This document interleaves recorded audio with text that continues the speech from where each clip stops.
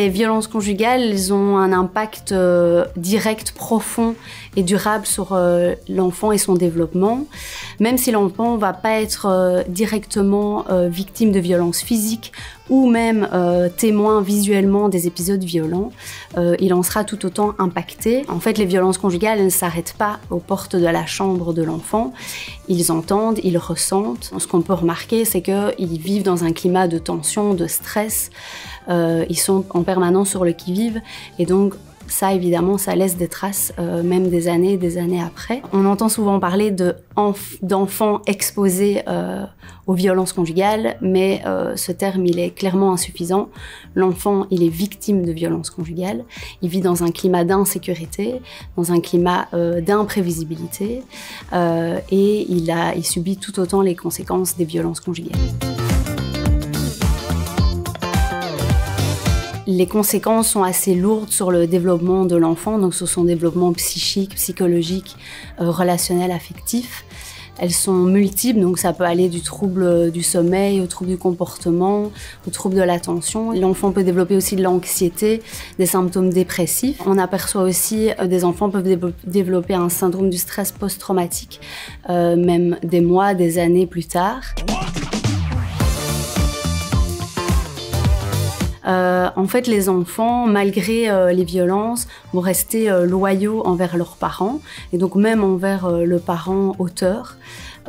Pour la simple et bonne raison que ça reste ses parents, ça reste ses figures parentales, ses figures d'attachement. Et donc, pour toutes sortes de raisons, l'enfant va consciemment ou inconsciemment prendre la décision de rester dans le silence. Par conflit de loyauté, mais aussi par peur des représailles, par peur de ce que ça peut provoquer si jamais ça arrive aux oreilles du parent. Ce conflit de loyauté, on observe aussi qu'il est présent chez le parent victime. La victime va se retrouver coincée dans un dilemme entre sa propre protection, la protection de l'enfant et la tentative de maintenir un lien entre le parent et l'enfant. Et donc c'est justement ce point qui est clé et qui est complexe et donc qui nécessite un accompagnement bien spécifique. Ce qu'il faut savoir, c'est que quitter une relation violente, c'est bien plus qu'une décision. C'est un processus qui est long, qui est complexe, qui est souvent parsemé de doutes, de questionnements, de peurs, d'isolement, parfois même de dépendance économique, relationnelle, affective. Et donc l'idée, c'est vraiment de l'accompagner dans ce processus. Ce qui se passe aussi, c'est que l'auteur peut mettre en place différentes stratégies de contrôle, de domination, et donc ils vont placer la victime dans un positionnement de doute par rapport au comportement de l'auteur lui-même, par rapport à son propre comportement, à sa capacité à prendre des décisions, à partir. Protéger un enfant, c'est d'abord pouvoir essayer de réinstaurer un sentiment de sécurité.